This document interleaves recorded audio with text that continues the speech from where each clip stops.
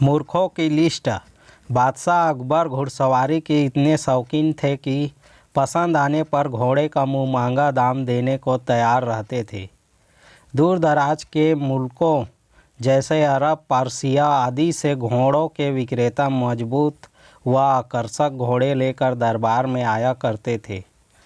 बादशाह अपने व्यक्तिगत इस्तेमाल के लिए चुने गए घोड़े की अच्छी कीमत दिया करते थे।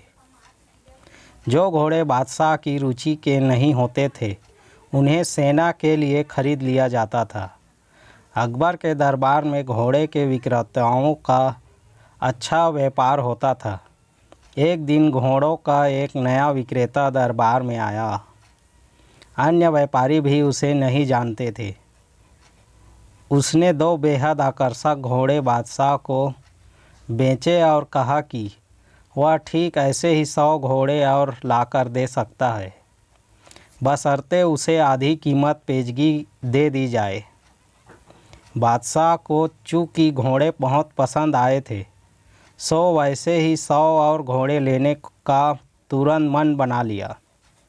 बादशाह ने अपनी खजांची को बुलाकर व्यापारी को आधी रकम अदा करने को कहा।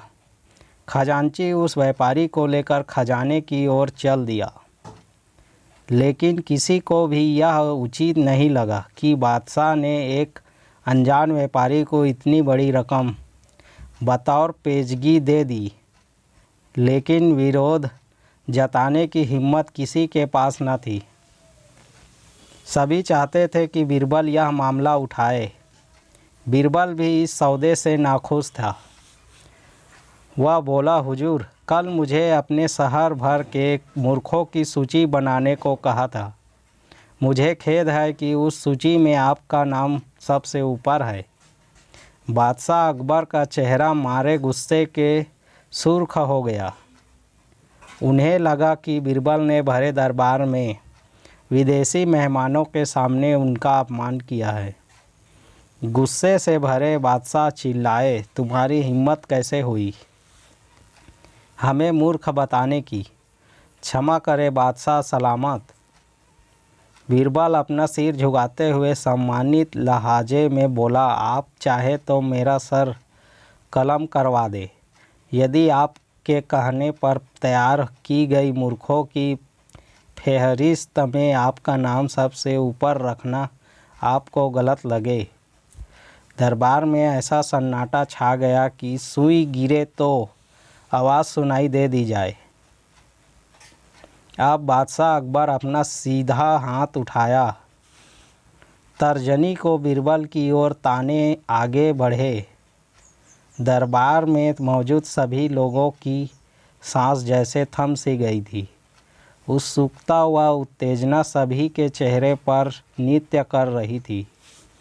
उन्हें लगा कि बादशाह सलामत बीरबल का सिर धड़ से अलग कर देंगे। इससे पहले किसी की इतनी हिम्मत न हुई थी कि बादशाह को मूर्ख कहे। लेकिन बादशाह ने अपना हाथ बीरबल के कंधे पर रख दिया। वह कारण जानना चाहते थे। बीरबल समझ गया कि बादशाह क्या चाहते हैं। वह बोला, अपने घोड़ों के ऐसी व्यापारी को बिना सोचे समझे एक मोटी रकम पेशगी दे दी, जिसका अता पता भी कोई नहीं जानता। वह आपको धोखा भी दे सकता है। इसलिए मूर्खों की सूची में आपका नाम सबसे ऊपर है।